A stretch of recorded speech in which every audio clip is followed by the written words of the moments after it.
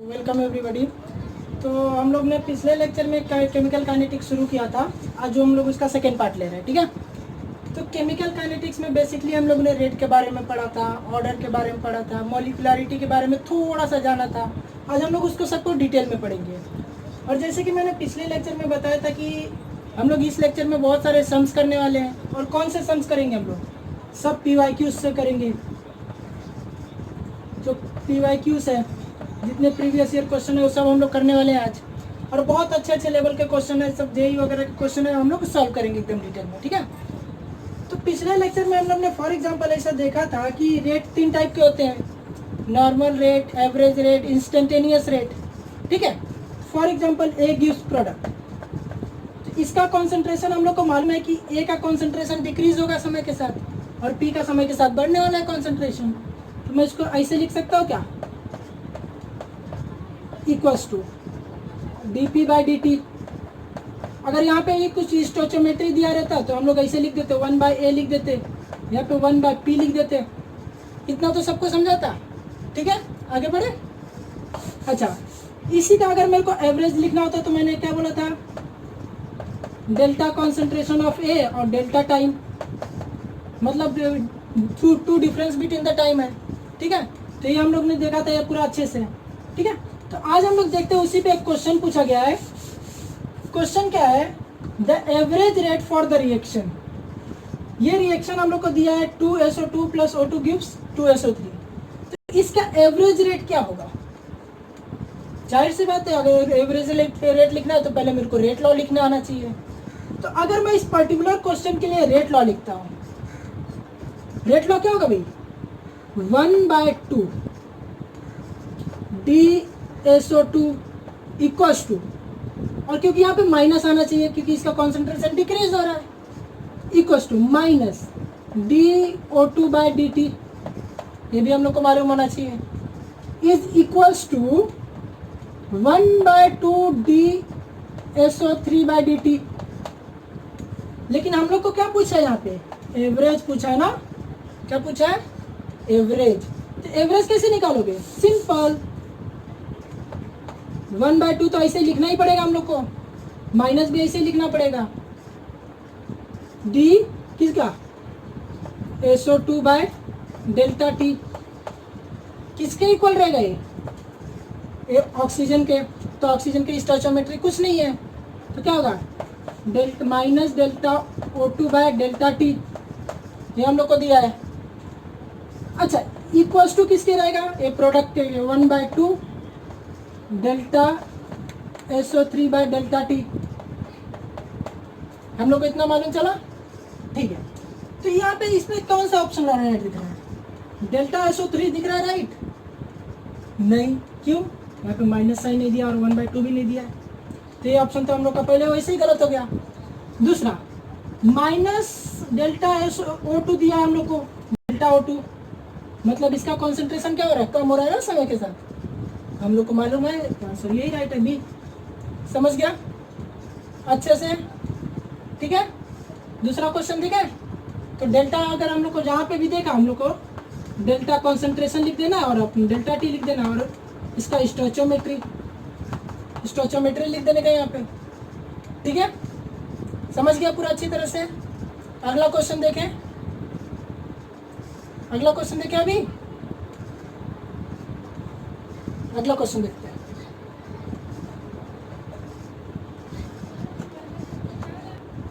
तो अगला क्वेश्चन क्या दिया यहाँ पे?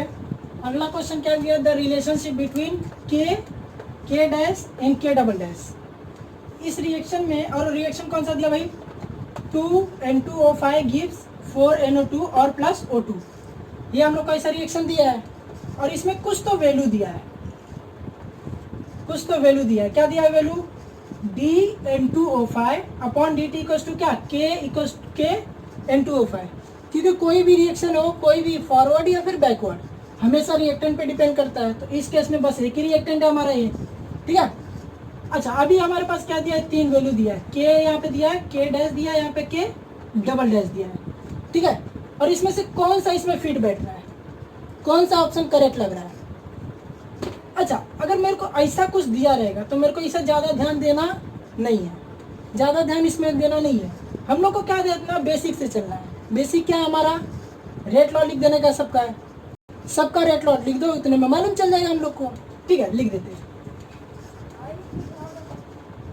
अगर मैं रेट लॉ लिखता हूँ यहाँ पे तो क्या बचेगा, तो सबसे पहले 1/2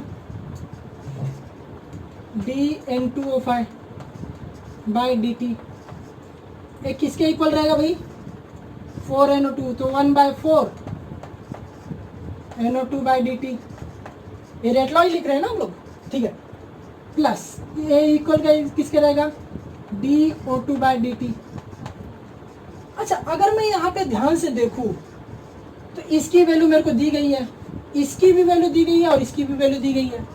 इसकी वैल्यू पुट करो तो जरा माइनस में लिखना, तो माइनस ज़्यादा सिग्निफिकेंस रहेगा नहीं। 1/2, ठीक है, तो 1/2 किसका, सबसे पहले ये हम लोग लिखते हैं कि N2O5 वैल्यू दिया हम लोग को, इक्वल्स टू 1/4 ये है, इसकी भी वैल्यू दी गई हम लोग को K dash, equals to O2 की भी वैल्यू दी गई हम लोग को K double dash DO2 by dt। अच्छा, अगर मैं सब जगह कैंसिल हो जाएगा, ये कैंसिल हो जाएगा ना हम लोग का ये वैल्यू, तो हम लोग के पास बचा क्या, 1/2 K 1/4 K double dash equals to बस K सिंगल डैश, हाँ सॉरी, और एक K double dash.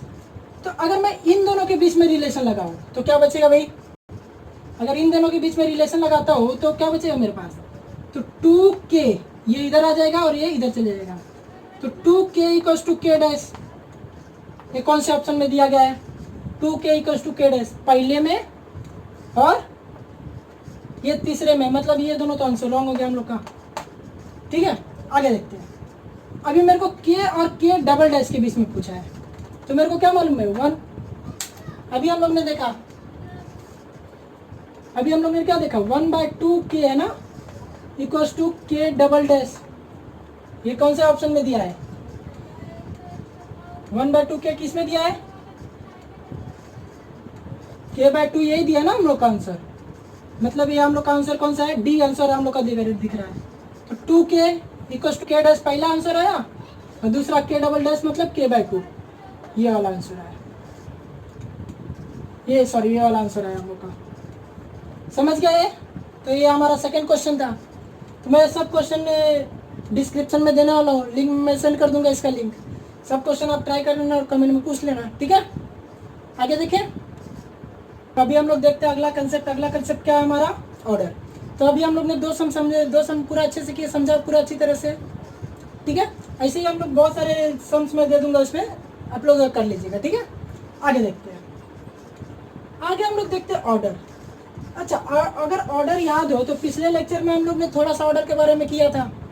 For example, अगर मेरे पास A molecule of A plus B molecule of B give C molecule of C plus D molecule of D, अगर कोई मेरे से पूछा कि रेट क्या होता है, रेट किस पे डिपेंड करता है हमेशा, rate of reaction always depend upon reactant.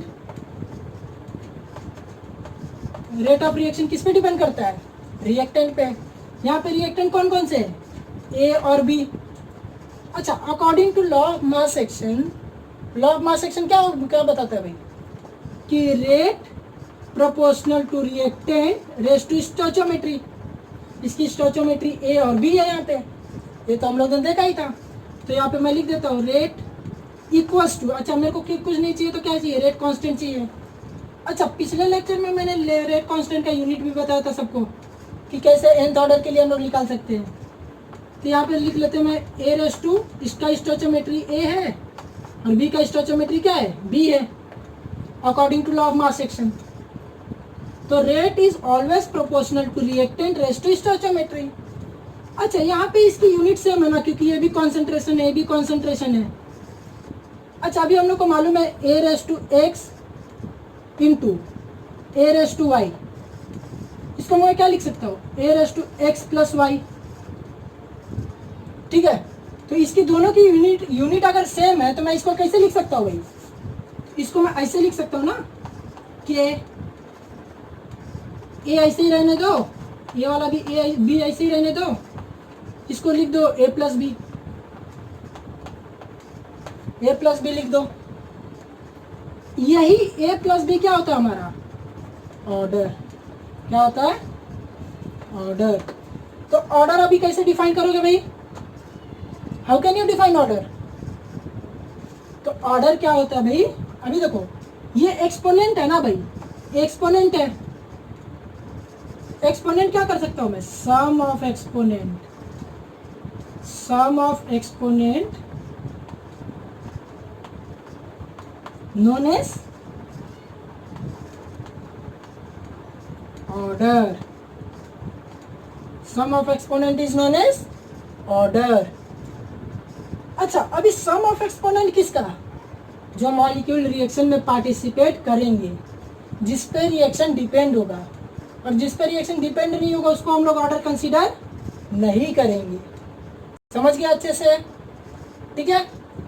तो अभी ऑर्डर क्या होता है भाई? Order is sum of exponent of reacting molecule, sum of exponent of reactant. अगला कंसेप्ट क्या पढ़ेंगे? अगला कंसेप्ट हम लोग पढ़ रहे हैं मॉलिक्यूलरिटी। मॉलिक्यूलरिटी क्या होता है? Molecularity is nothing but number of molecules, number of molecules taking part in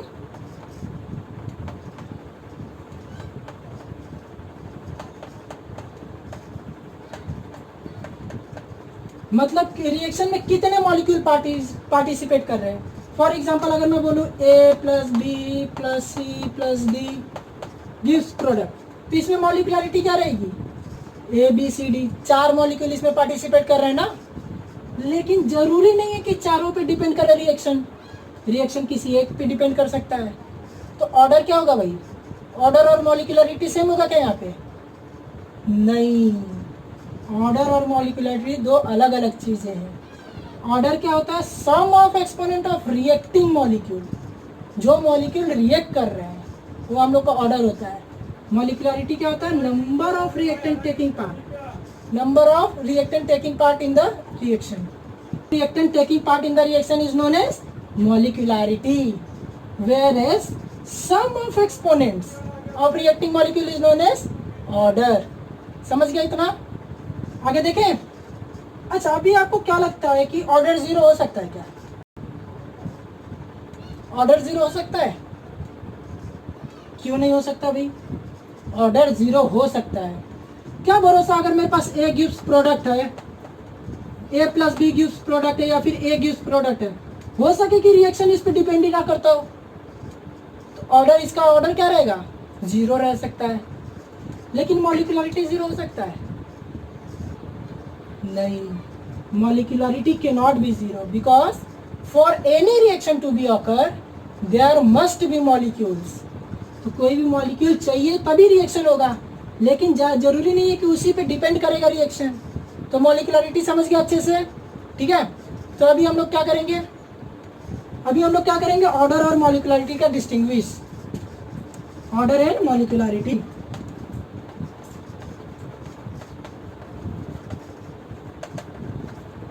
order and molecularity का डिस्टिंग्विश हम लोग को बहुत अच्छे से आना चाहिए। सबसे पहले ऑर्डर क्या होता है भाई? अभी हम लोग ने डेफिनेशन पढ़ा, सम ऑफ एक्सपोनेंट।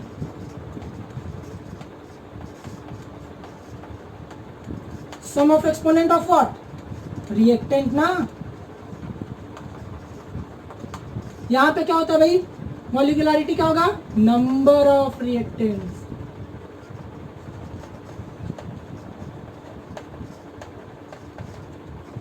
अच्छा, ये हम लोग को ये मालूम होना चाहिए कि ये ऑर्डर एक्सपेरिमेंटल वैल्यू है।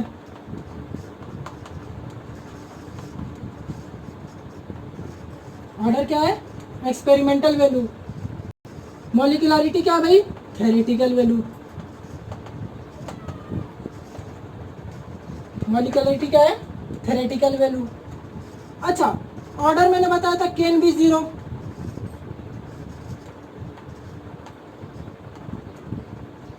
एक can be cannot be 0। Cannot be 0 क्यों? क्योंकि रिएक्शन होने के लिए मॉलिक्यूल्स तो चाहिए ना। अच्छा, ये can be fraction,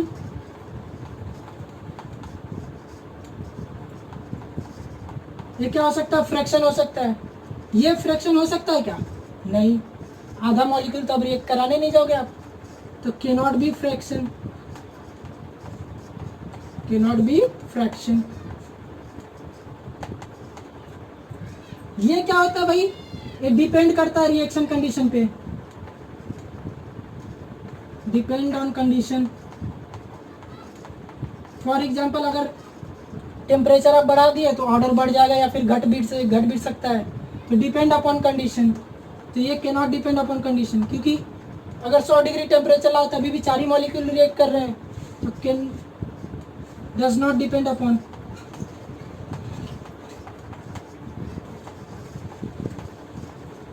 on condition, समझ गए? ये क्या था भाई? हमारा ऑर्डर है मॉलिक्यूलरिटी। ऑर्डर क्या होता है? Sum of exponent. मॉलिक्यूलरिटी क्या होता है भाई? Number of reactants. समझ गए? अभी क्या होता है भाई? दूसरा एक्सपेरिमेंटल वैल्यू है और थ्योरेटिकल वैल्यू है। ये कैन भी जीरो हो सकता है, कैन नॉट भी जीरो हो सकता है। ये फ्रैक्शन हो सकता है, फ्रैक्शन नहीं हो सकता है। ये डिपेंड अपॉन कंडीशन और ये depend upon independent of condition. समझ गया distinguish between order and molecularity? तो एक क्वेश्चन दिया था, एक क्वेश्चन हमारा ऑर्डर के बीच में, तो इसमें से कौन सा करेक्ट नहीं है? विच is not correct, which is not correct about order. ये दिया था आपका जेई 2005 में दिया था क्वेश्चन, ठीक है? तो इसमें से कौन सा सही नहीं है? तो जैसे ही आप डिस्टिंग्विश में जाओगे वैसे ही मालूम चल जाएगा सही चीज सही कौन सा नहीं है। तो इसमें क्वेश्चन दिया which is not correct about order. तो order can be determined experimentally, ये तो हमारा थर्ड पॉइंट था कि ऑर्डर को हम लोग एक्सपेरिमेंटली डिटरमाइन कर सकते हैं। It is sum of power of rate law. Sum of power मतलब सम ऑफ एक्सपोनेंट ही होगा ना एक तरह से। तो ये भी सही है, ये भी सही है। अच्छा, it is not affected by stoichiometry, मतलब कितना भी मॉलिक्यूल्स रहने दो, जो रिएक्शन में पार्टिसिपेट करेगा उसी पे ना, तो स्टोइचियोमेट्री पे डिपेंड करता ही नहीं है। लेकिन एक कैन नॉट बी फ्रैक्शनल, हम लोग ने तो देखा कि ऑर्डर कैन बी फ्रैक्शनल। तो हमारा आंसर का कौन सा रहेगा? कौन सा करेक्ट नहीं है? डी। हमारा कौन सा ऑप्शन है? नहीं। तो हम लोग थोड़ा भी अगर मेरे को सम ऑफ एक्सपोनेंट मालूम चल जाएगा तो मेरे को ऑर्डर मालूम चल जाएगा, नंबर ऑफ मॉलिक्यूल्स मॉलिक्यूलरिटी मालूम चल जाएगा। ये कैसे डिटरमाइन किया जाता है वो भी हम लोग को मालूम है, एक थ्योरेटिकली है, एक एक्सपेरिमेंटली है। अभी इस चैप्टर का one of the most important है हम लोग का इंटीग्रेटेड रेट लॉ। इंटीग्रेटेड का मतलब जाहिर सी बात है यहाँ पे इंटीग्रेट करना पड़ेगा कुछ, तो इंटीग्रेटेड रेट लॉ है। अच्छा, इंटीग्रेटेड रेट लॉ हम लोग किसका पढ़ेंगे? फर्स्ट ऑर्डर के लिए, सेकेंड ऑर्डर के लिए, nth ऑर्डर के लिए और 0th ऑर्डर के लिए। सबका एक एक शॉर्टकट देखेंगे, सबका ग्राफिकल रिप्रेजेंटेशन देखेंगे, क्योंकि इसका जो ग्राफिकल रिप्रेजेंटेशन है एग्जाम में बहुत ज़्यादा पूछता है कोई भी एंट्रेंस में, तो हम लोग देखेंगे। तो हम लोग स्टार्ट किससे करते हैं? सबसे छोटे से 0th ऑर्डर से स्टार्ट करते हैं। फॉर 0th ऑर्डर ले लेते हैं, 0th ऑर्डर रिएक्शन। अच्छा, 0th ऑर्डर रिएक्शन में एक रिएक्शन कंसीडर करो, A gives product, A gives product. अच्छा, यहाँ पे अगर मैं बोलूँ कि rate is proportional to A, raise to 0 होगा ना, क्योंकि ऑर्डर क्या है? 0। अगर ऑर्डर 0 हो तो सम ऑफ एक्सपोनेंट 0 होगा यहाँ पे, तो ऑर्डर क्या होना चाहिए? 0। अच्छा, रेट को मैं क्या लिख सकता हूँ भाई? माइनस dA/dt, क्योंकि कम हो रहा है ना समय के साथ, इज इक्वल्स टू के, क्योंकि हम लोग को रेट कांस्टेंट चाहिए, ए रेस टू 0। अभी मैं क्या करता हूँ?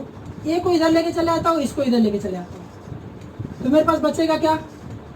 माइनस dA/A0 और के, और ए dt को इधर लेके चले आया।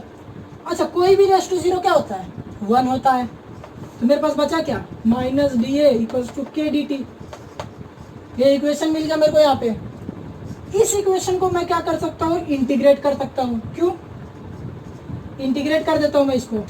और ऐसे नॉर्मल इंटीग्रेशन तो मेरे को करना ही नहीं है, क्योंकि मेरे को लिमिट चाहिए ना एक। तो मैं क्या करता हूँ?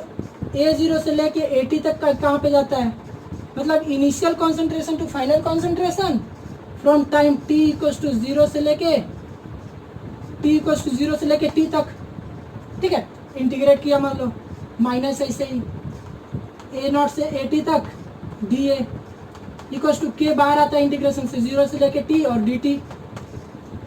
अच्छा ये बताओ कि इंटीग्रेशन ऑफ डी एक्स क्या होता है भाई, एक्स होता है। सेम इंटीग्रेशन ऑफ डी ए क्या होगा, माइनस ऐसे ही ए होगा, ए 0 से लेके ए टी तक, के ऐसे ही बाहर। Integration of D T same क्या होगा, टी 0 से लेके टी तक। अच्छा अभी मेरे को क्या करना है, upper limit minus lower limit, minus ऐसे ही। अपर लिमिट क्या है, A T minus A 0, A T minus A 0 equals to K t minus 0। अच्छा अभी मैं पुट कर दिया यहाँ पे, तो माइनस अंदर ले लो, एक बचेगा A 0 minus A T equals to K T. This is integrated rate law for zeroth order reaction. समझ गया। अच्छा अगर मैं इसको हाफ लाइफ चाहिए, हाफ लाइफ टी हाफ, अगर मैं इसको इसका हाफ लाइफ निकालना है, हाफ लाइफ का मतलब क्या होता है भाई। अच्छा इतना समझ गया अच्छे से। आगे देखें, आगे हम लोग को टी हाफ आगे आगे वाला में निकाल लेते हैं। तो अभी हम लोग को एक इक्वेशन तो मालूम चल गया ना, A naught minus A T upon K equal to K T हम लोग को मालूम चल गया। अभी इसका हाफ लाइफ निकालते हैं, हाफ लाइफ निकालते हैं for t equal to t half. तो हाफ लाइफ हम लोग को चाहिए, तो ए टी क्या हो जाएगा यहाँ पे, इनिशियल का आधा हो जाएगा ना, इनिशियल का आधा हो गया। तो इनिशियल क्या हमारा है, ए नॉट, मैं इसमें पुट कर दे रहा हूँ भाई। मेरे पास ए 0 माइनस ए टी क्या हो जाएगा भाई, ओके टी क्या हो जाएगा, टी हाफ, टी क्या हो जाएगा हमारा, टी हाफ हो जाएगा। तो एक है, एक में से आधा गया तो ए नॉट बाय 2 इक्वल के टी हाफ। यहाँ पे बहुत इंपॉर्टेंट स्टेटमेंट एक याद रखना है, half life of zeroth order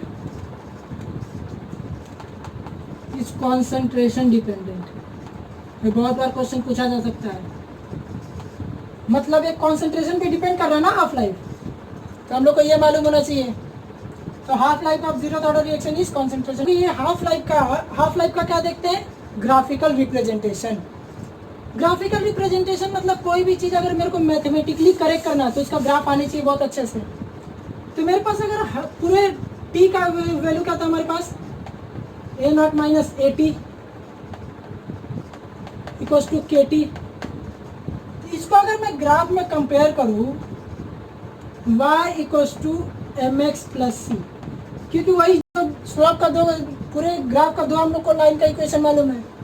एक तो y equals to M x और y equals to M X plus C. ये स्लोप इंटरसेप्ट फॉर्म है, तो ये कुछ ऐसा दिखेगा हम लोग को। क्यों, देखो कैसे, आप ए टी को इधर लेके चले आओ, के टी को इधर लेके चले आओ, देखो कैसा होता है। तो A T equals to A naught minus K T, इसको आप ले लो, y equals to minus m x और c प्लस सी हो गया है हमारा। तो इसका ग्राफ अगर मैं ड्रॉ करूँ तो ऐसा कुछ आएगा। y पे एक्सिस पे क्या आएगा हमारा, y एक्सिस पे आएगा, x एक्सिस पे क्या आएगा, t आएगा। अच्छा क्योंकि यहाँ पे स्लोप निगेटिव है तो ये लाइन का ऐसे आएगा।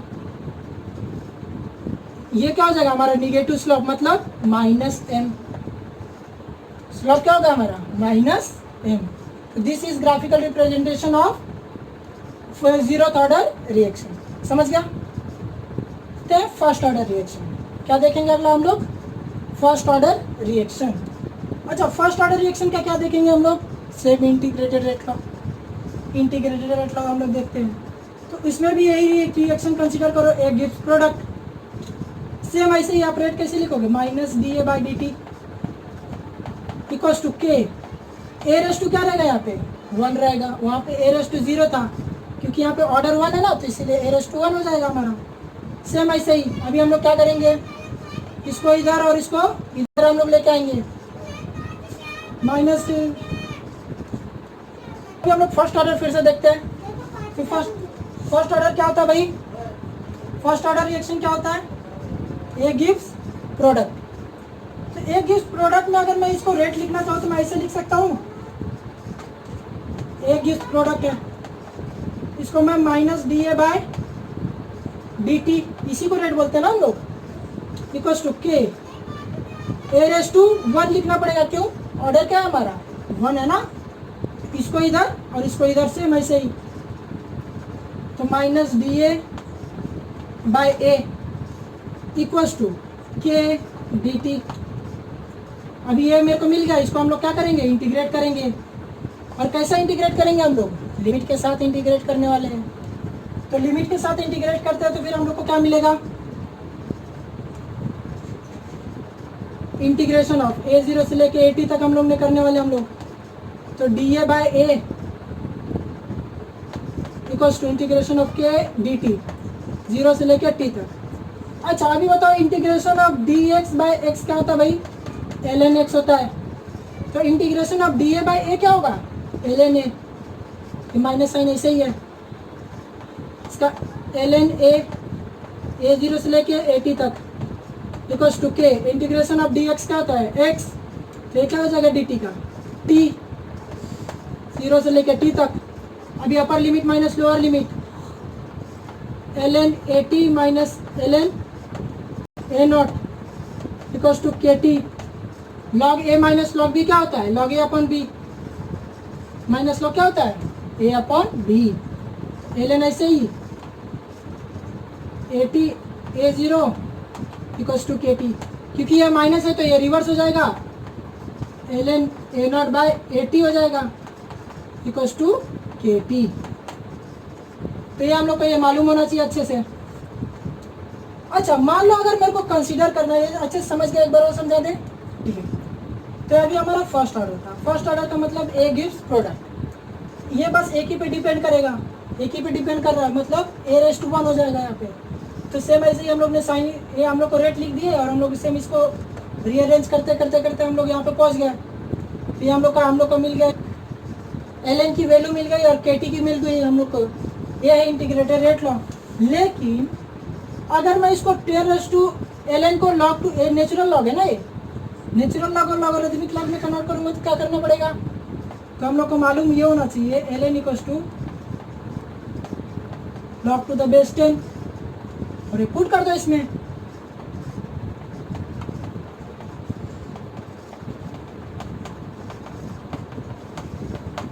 ठीक है, ये के टी हो गया।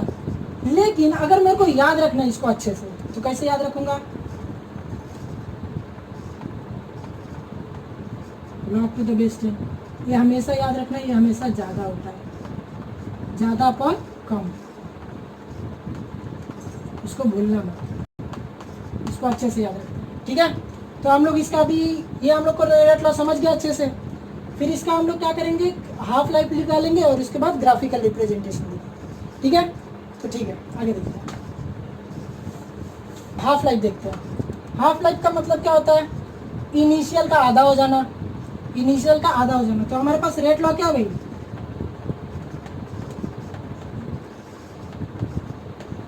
ए naught by A T equals to K T, इतना तो हम लोग को मालूम है ना, अभी हम लोग ने डिराइव किया। तो अभी हम लोग को मालूम है t equals to t half होना चाहिए, तो ए टी क्या हो जाएगा, ए नॉट बाई टी हो जाएगा। इसको हम लोग पुट कर देते हैं, log to the base 10, A not हमारा ऐसा ही है, ए टी क्या हो जाएगा, ए naught by 2 equals to K T half, A not get cancel ऊपर चला जाएगा, तो 2.303 into log 2 equals to K T half. Log 2 की वैल्यू कितनी होती है, जरा लॉग बुक में देख लेना। तो 2.303 इंटू कितनी होती है, 0.3010 होती है, कितनी, equals to K T half, 3010 होती है, ठीक है। इन दोनों को मल्टीप्लाई करेंगे तो 0.693 equals to K T half. ये हमारा हाफ लाइफ हो गया। Half life of zero order reaction is 0.693 upon के इक्वल्स टू टी हाफ। ये हम लोग को मालूम होना चाहिए अच्छे से। अच्छा यहाँ पे जीरो ऑर्डर और फर्स्ट ऑर्डर में बेसिक फर्क क्या है हाफ लाइफ की, बहुत इंपॉर्टेंट है, एमसीक्यू पूछा जा सकता है इस पे और अक्सर पूछा जाता है। अभी हम लोग को क्या दिखा है उसमें डिराइव किए थे जीरोथ ऑर्डर के लिए, A0/2 क्या आया था ना हमारा। तो यहाँ पे कॉन्सेंट्रेशन कम है, यहाँ पे कॉन्सेंट्रेशन है क्या, नहीं। तो यहाँ पे याद रखना half life zeroth order is concentration independent. Concentration क्या है, इंडिपेंडेंट है, कंसंट्रेशन पे डिपेंड नहीं कर रहा है। अभी इसी का हम लोग क्या देखेंगे, ग्राफ बनाएंगे और फिर आज वाइंड अप करेंगे, ठीक है। फर्स्ट ऑर्डर को ग्राफिकली देखते हैं। अच्छा, अभी हम लोग को इक्वेशन मालूम चल गया ना, टी इक्वल्स टू ऐसा इक्वेशन कुछ है।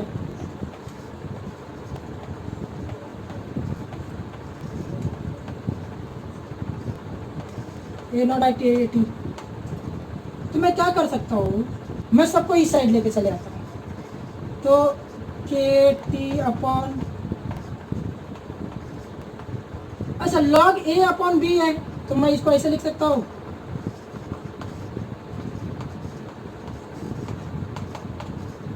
log A0 minus log AT लिख सकता हूँ। हाँ, अभी AT को इधर लेके चलो, इसको इधर लेके चले आओ, क्या बचेगा,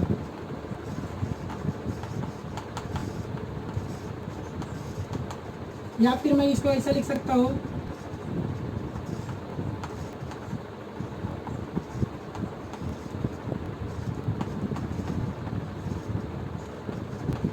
इसको कंपेयर कर दो, y equals to mx plus C. तो ग्राफ बनाओ, y एक्सिस पे क्या आएगा, हमेशा लॉग आएगा, x क्या आएगा यहाँ पे t, स्लोप क्या आएगा माइनस, ये लॉग A0 हो गया। This is graphical representation. तो इतना अच्छे से समझ गया, तो इतना अच्छे से रिवाइज करो, मैं इसका PDF डाल दूंगा। तब तक के लिए अगले लेक्चर में मिलते हैं, तब तक ठीक है।